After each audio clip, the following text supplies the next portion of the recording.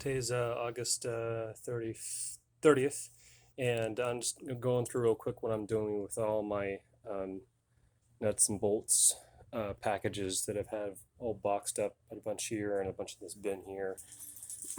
So what I'm doing is going through and cleaning whatever is in each of these packages. So for example, this is the headlight mounting screws, and here I have a number 5, which means it's a number 5 on the tray. So 1, 2, 3, 4, 5 on the tray.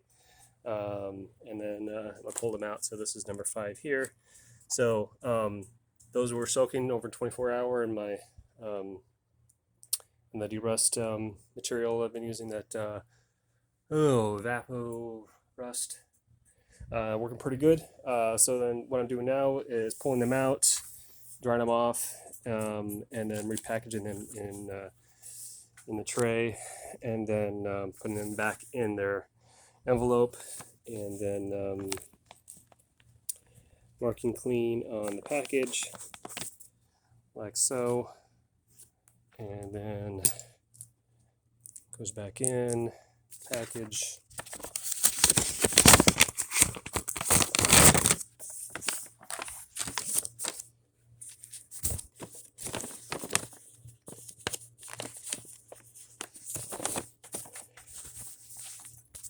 Back in the package, in the pile, and then I'll resort those again. So I'm just going through the bag. So for example, the next one